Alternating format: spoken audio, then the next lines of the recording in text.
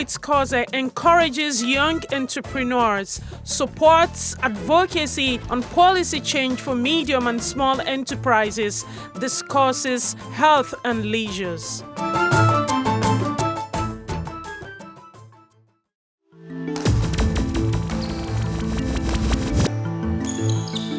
My name is Khoze Clement. You can as well follow us on our social media platform right on your screen. We have Honorable Valentine Ezekwe. Now, welcome to Half Hour with Khoze, Mr. Valentine. It's very good to have you on this platform today.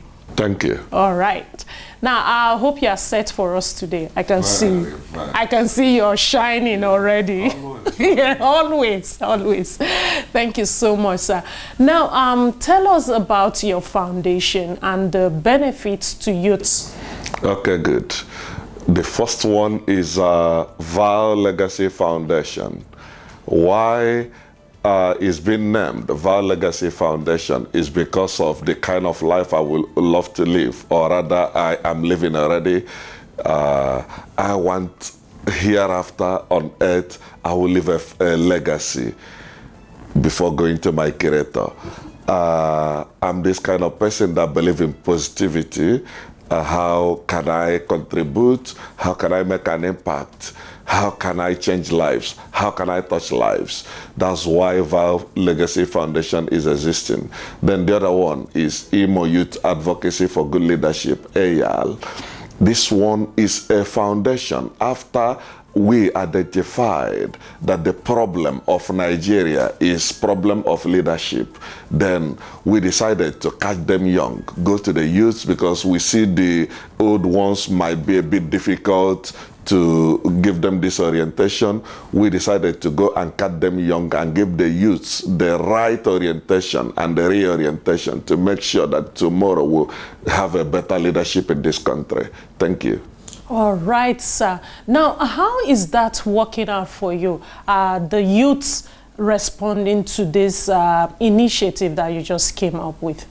Oh my God, so much. First 6 months of AYAL, we have over 22,000 fully registered youths with their full names, address, phone number, hometown, and everything.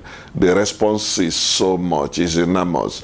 In fact, we are so happy that the youths are understanding what we are doing, what we are planning for them, the future we want them to have, the destination we want to drive this nation.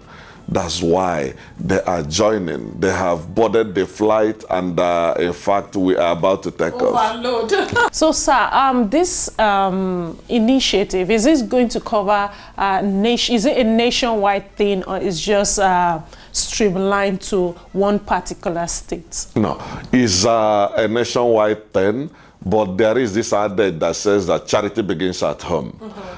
I am from Imo State. Okay. I want to start from home to show the charity from home, then coming to the nation. The problem is not the problem of Nigeria is not Imo State. The problem of Nigeria is Nigeria. So we are coming to Nigeria. Due to the fund is limited, so we have to start from somewhere, because we believe that a journey of 1,000 starts with a step. So that's what we have done. So it will be Nigeria at large. Okay. Now, the youth of Nigeria, you say they are responding favorably to this initiative. Now, do you have qualified hands to assist you to drive this idea you have to the point where you want it to get to? Yes, of course. We have capable hands. I'm just a DG, I'm just one person. And we have every other persons that the association need, the organization need. And they are capable and they are driving it very well. That's why we're having so much response. That's why we are moving forward. That's why we are making an impact in the society already. If you go to Imo State and mention AYAL, is a known name already. Everybody want to be a member of AL. Everybody want to carry the logo. Everybody want to wear the T-shirt, wear the cap all over the state. That's what we want to do. By the time we cover Imo State in general, then we come to Nigeria. We take it step by step. To other states? To other states, okay. Yeah, including FCT. Okay. Very, very good. What are your challenges so far when you started this foundation? We are not having much challenges. Only challenge we are having is funding. Okay. Yeah, because in Nigeria, our people don't really understand what it means to fund an initiative like this.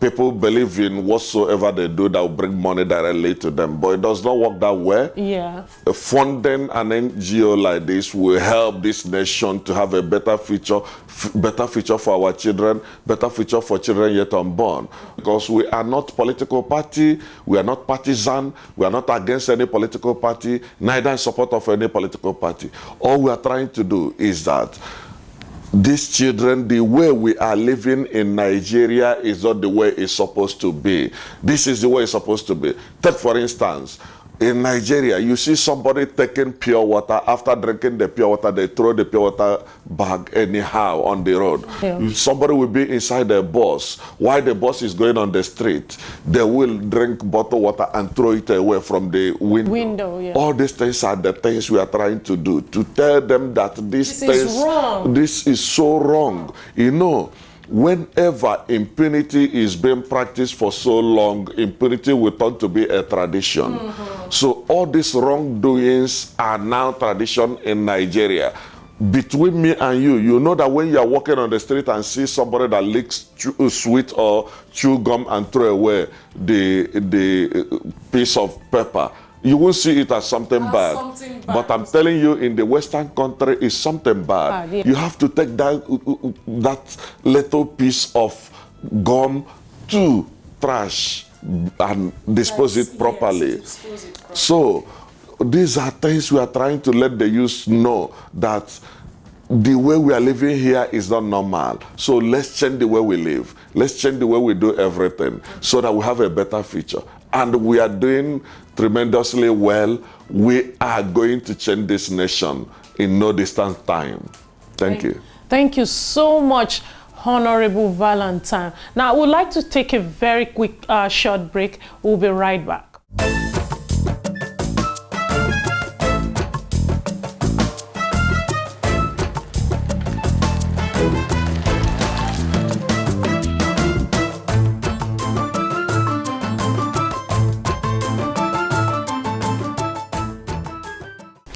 You're welcome back to Have Hour with Khoze. We are still with Honorable Valentine Ezekwe. He's telling us about his project for the youth. As a matter of fact, personally, that is what I want to hear, because a lot of youth are on the street with no job, with nothing to do.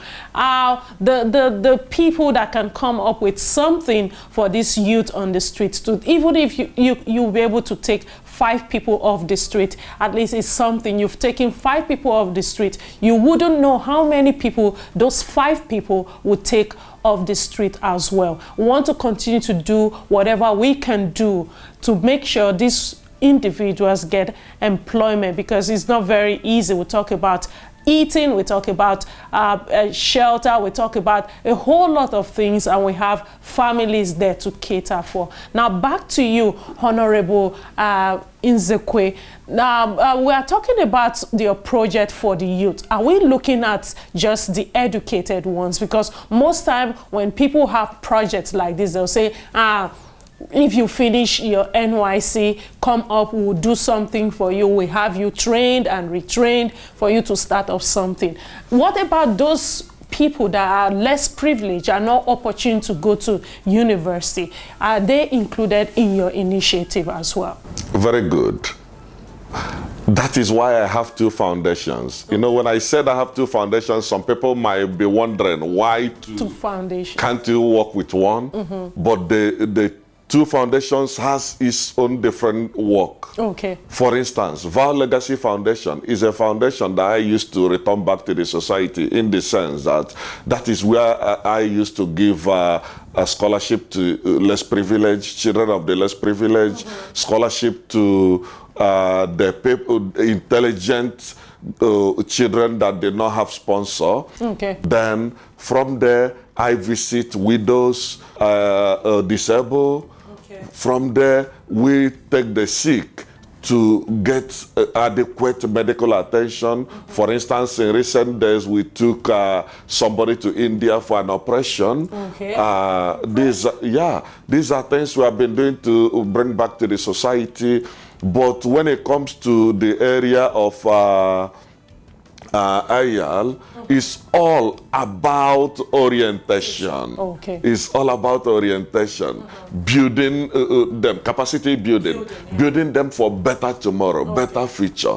So that's what we are doing. That's the difference between the two foundations. So one is to touch lives physically, spiritually, mentally, health, and otherwise. This other one is capacity building, orientation and reorientation. Okay. And after this orientation, training and retraining that you just talked about, you empower these individuals. The few ones that you pick out and say, okay, these ones are really outstanding. They can, they can as well, if we empower them, they can as well take some people off the street for employment. Do you empower them so that they can start something on their own? Yes. I remember the young boy that came to me one day after because as a motivational speaker, I go and make sure I motivate people to give them courage, not to lose hope. Okay. So after my speech, one day, a boy walked up to me and said, "Sir, please, can you help me?" I looked at him. I don't know what to tell him. I said, "Do you think you need help?" He said, "Yes, sir, I need help." I said, "Why did you need help?" The guy smartly told me, "Sir, I have nobody to help me. I have the zeal to work. I have all it takes, but I have nobody to direct me." I said, "What do you need?" He said, "Direct me." I said, "Okay, I will direct you." I took this boy. He said, what do you want to do in life?" He says, "Sir, I can do anything." I said, there you're failing. For you to know where you're going to, you must know what you want to do. So what I now did was to ask him, what do you love doing in life? He said he loved trading. I sent him to learn trading. After learning trading for 6 months, I was sponsoring him while he was with the master. In fact, I was the one that got the master. After that, then I gave him some little cash to start up his little trading. I prayed with him, blessed the money. And today, this guy I'm telling you is doing well. He has somebody that is learning trade under him now. This young boy came to me and said, "Sir, I want to be great." Wow, I was surprised. I said, "You really want to be great?" He said, "Yes." I said, "Now you go back to school. You can be learning, you can be doing your business and still be going to school." He said, "Can I do it?" I said, "Yes, you can do that." Now he's in school. And I believe this, my boy, will be a great person tomorrow. Because thereafter, I am going to train him not only to learn how to trade. Right now because, because this thing you just said is not common in the society today. Everybody wants a white-collar job. Nobody wants to start from somewhere. But this boy just came out from nowhere, and you motivated him, you empowered him. Good work, good work. We are urging every Nigerian that are able, please, to do something. Even if it's just one person you are able to take off the street, and you're still watching Half Hour with Khoze. You can follow us on our social media platform right on your screen. My name is Khoze Clement. We are still with Honorable Valentine.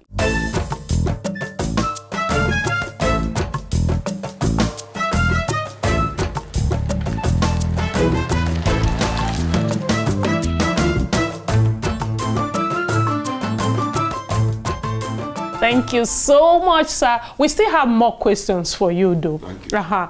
Another question: what's motivated you to start all of this initiative, all this foundation? What's the idea? Where did you get the idea from? Thank you. The idea came when I was a little boy, I came from a middle-class family, if not poor family, where my both parents were civil servants. And you know how big Nigerian civil servants earn and how buoyant they can be to train their children into Nigerian schools. So I came from such family. I suffered a lot. I needed help, looking for somebody to help me. I knew then I had the whole potentials, but who can help me to bring out all these potentials? There was nobody. I suffered for a long time, praying, fasting, doing all sorts of things. It seems that there was no help. But one day God answered my prayer, brought somebody to help me. So if somebody helped me and I get to this level I am in life today, I believe it's good to help others because others are still in the same situation that I was then. So that is the thing that motivated me. I decided from the day somebody helped me that I will live to help people. What gives me happiness, what gives me joy is when people around me are happy. That is my happiness. My happiness does not base on when I have... Let me just cut you short, Honorable. Anytime I see you, I'm just going to keep a sad face because I want something. Maybe it's not just that motivational speech. Maybe some cash, you know.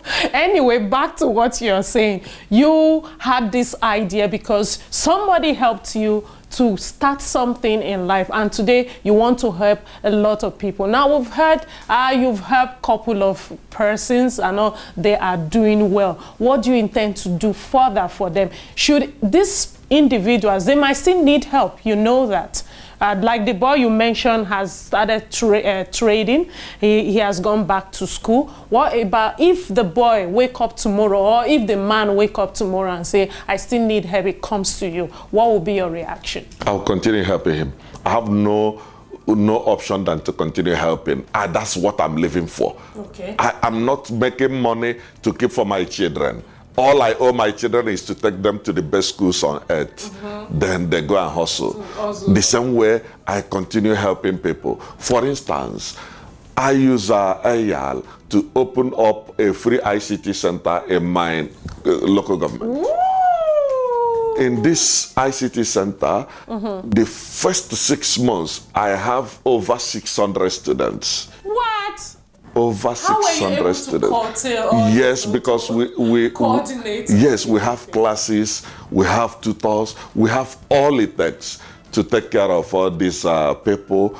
I'm telling you that I never knew that people were lacking all these things, not until I set it up. Then see how parents are coming every time. This one will bring plantain and say, eat this. This is all I have. God will bless you for taking my child. Let me tell you something. I was able to identify why our children are failing JAMB. They'll go to JAMB exam, they tell you the computer was bad. It's not true. No computer is bad. Yeah, the problem is because one is that some of them are not computer literate. Some are not conversant with the JAMB software. Okay. And nobody to put them through. Nobody to put them through. So they go there, sit on the computer, come out, and tell their parents that the computer was bad. And they will fail JAMB. The money will go. The child's future will be stagnant for 1 year. Just because of not being computer literate. So when I identified that, I went to put the software, started teaching people, started encouraging them, letting them know why they should be computer literate. Not only for JAMB. The world is now a global village. Yes. And being a global village, that is internet that is making the world a global village. And the world is moving to computer age now. Yeah. So if you don't move with the world, the world will leave you behind. So for you to move with the world, you must be computer literate. So these are things we are doing. For some of them that might not be able to go to university, with computer knowledge, you can get job anywhere and start doing little jobs. Some of them will use the little job they are getting to train themselves in university. Yeah. So these are the kind of empowerment I'm talking about. Capacity building, mental empowerment, not all about carrying Okada. to give to people in the name of empowerment, as some politicians does. It's not good. You are limiting the person. Make them to be unlimited. Yeah. Don't limit them with anything. The world is so big for us. There are million and million of things to do. So bring them, expose them to the world, and allow them to choose what they want to do. Destiny is different. When you call somebody, you give this person Okada. You don't know whether the destiny is Okada. Everybody's destiny is not in Okada. I'm not against it, because it's a means some people used to make their daily life. Yeah. I'm not against it. But what I'm trying to say is that when you want to empower a child, first of all, identify whom the child is, what the child can do. Yeah. Then from there, you take it up. Not calling somebody because you want to win an election, you say, take Okada. And that person may be, the person's destiny is to be a carpenter. Yes. And you give Okada. It can never do well. So these are the things we are trying to do with the orientations that we are doing in our NGO. Thank you. Well, that's a very, very lovely foundation and what you are doing for the youth. In spite of all of these activities you have, how do you spend your leisure time? Do you have time for yourself at all? I'm a workaholic. I don't really have time, and I don't even want to have much time. For instance, if I come to your house or your office, if you give me a seat, when I sit down for 1 minute, I feel I'm wasting time. because already there are lots that you want to achieve. Because already now I have a lot of children I need to pay their school fees. I have a lot of widows I need to feed. I have a lot of tutors I need to pay. I have a lot of offices for the NGO. I need to pay the rent and many bills to pay. Yeah. So if I sit down, nobody will do that for me. Yeah. So I need to walk around the clock so that I can do it. I sleep 2-3 hours every 24 hours. What? Then the rest you don't look it. Yeah, God has been so faithful and so good, merciful to me. Because when I finish doing the work, I come back home, then I start planning on what to do next, how to run tomorrow, how to do other things. Then, thank God, being so kind, he gave me a lovely wife that understands me, who understands that this is my heart desire. She do all she can to help me, to support me, to achieve that. And she knows that whenever I touch one life, I will come back from the staircase, I'll be singing for her. She knows that I've touched life for the day. That's nice. So it is to our own advantage. Yeah, so that's how I'm living my daily life. Oh, that's very nice. Thank you so much, sir, for coming on Half Hour with Khoze. Thank you. You can as well follow us on Facebook, Eyal Official, Twitter, and Instagram, Eyal Official. Also visit our website, www.eyal.org.ng. Thank you for having me. Thank you. Keep this program on. This will touch lives, because I know that people are learning a lot from this program, and it will help Nigeria and help humanity. Thank you so much. I appreciate you. Thank you so much, sir. Thank you. So this is how we come to the end of this episode today. We're talking with Honorable Val Nzekwe. He has been telling us what he is doing for Nigerian youth. And be good and stay tuned to our program.